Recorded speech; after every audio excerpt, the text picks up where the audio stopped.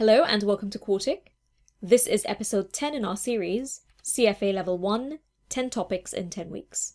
The topic for this week, topic number 10, is Portfolio Management, which makes up 6% of the Level 1 exam. Although the topic accounts for 6% of the exam, there are 6 readings here. The first is Portfolio Management, an overview. This reading provides a gentle introduction to key concepts in portfolio management, starting with diversification, the idea that combining multiple risky investments results in a portfolio which lowers the overall level of risk faced. This is directly related to the concept of correlation, already covered in quants. The reading then goes on to introduce the different types of investment clients, individuals, as well as institutional investors. You need to be familiar with the investment needs of each client, so their risk tolerance, income needs, liquidity needs, etc. Also understand the broad steps in the portfolio management process, so planning, execution, and feedback. And to know the key characteristics of pooled investments, such as exchange-traded funds, separately managed accounts, hedge funds, and venture capital funds. The next reading is Portfolio Risk and Return, Part 1. Pay close attention to this reading as the concepts presented here are going to be useful for levels 2 and 3 as well. Much of the maths you will have already seen, so you should be familiar with calculating arithmetic, geometric, and weighted averages. You should know about calculating IRRs and standard deviations as well. Know the difference between covariance and correlation and how they can be linked, and be able to use them in calculating the standard deviation of a 2-asset portfolio. Indifference curves are also looked at here, and these show the trade-off between risk and return faced by an investor. Note that the slope of the curve reflects the risk aversion of the investor. So the steeper the indifference curve, the more risk-averse the investor will be. Also understand the basic concepts behind construction of the efficient frontier, and know that the efficient frontier shows the set of portfolios that will give an investor the highest return for each level of risk assumed.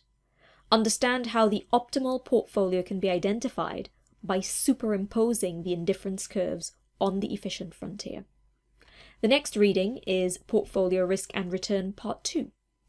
This reading introduces the capital asset pricing model, which extends the analysis of risky assets by now including a risk-free asset. Note that the capital allocation line is derived when the risk-free asset is combined with a risky asset or a combination of risky assets. Also note that the capital market line is a special case of the capital allocation line. It is the capital allocation line that is tangential to the efficient frontier. Note that the point of tangency is the market portfolio. Systematic risk and unsystematic risk are also presented here, so be aware of the differences. Know that unsystematic risk can be diversified away. If we're now assuming that investors hold diversified portfolios and no longer face unsystematic risk, then systematic risk or market risk, which is measured by beta, becomes more relevant for determining return. You should know that the beta of the market is 1, and you should be able to calculate beta from correlation and standard deviations. Know that the security market line plots beta against expected return, whereas the capital market line plots total risk against expected return. Finally, make sure you can calculate and interpret Jensen's alpha, the Sharpe ratio, Trainer ratio, and M-squared. The next reading is the basics of portfolio planning and construction. This is a key chapter as it provides the foundation for portfolio construction you will see at levels 2 and 3. It covers the investment policy statement. Remember that you cover 2 investment objectives, risk and return. Remember the 5 investment constraints: liquidity, legal constraints, time horizon, tax, and unique circumstances.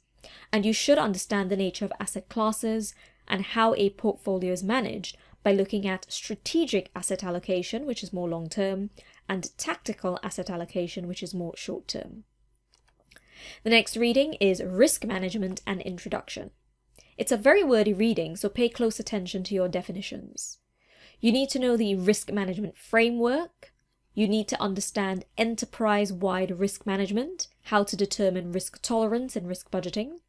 Be familiar with the various financial and non-financial risks and how they overlap, understand what risk drivers are, and know the 4 methods for modifying risk and how to choose the most appropriate one.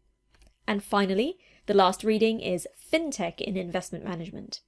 Now, Fintech refers to a diverse group of technological innovations, some of them highly disruptive. The reading outlines some of those that impact the investment industry. So understand the sources and features of big data, including structured and unstructured formats. Know the key features of artificial intelligence and machine learning, the issues involved, as well as supervised and unsupervised learning. Be able to describe the application of text analytics, natural language processing or NLP, robo-advisory services, and algorithmic trading. Understand how distributed ledger technology differs from traditional finance and how blockchain uses this. Also know key features of distributed ledger technology applications to investment management, including things like cryptocurrencies, tokenization, clearing and settlement, and compliance. As usual, with these wordy readings, ensure that you do the end of reading practice questions so that you can get a view of what questions would look like. So that is it for this week, and that's it for the series. Thank you very much for watching. For free access to Quartic Online, please get in touch by using the details on the screen. Also, follow us on Twitter @Quartic Training for access to more videos and useful resources. Best of luck to you with your studies and the exam.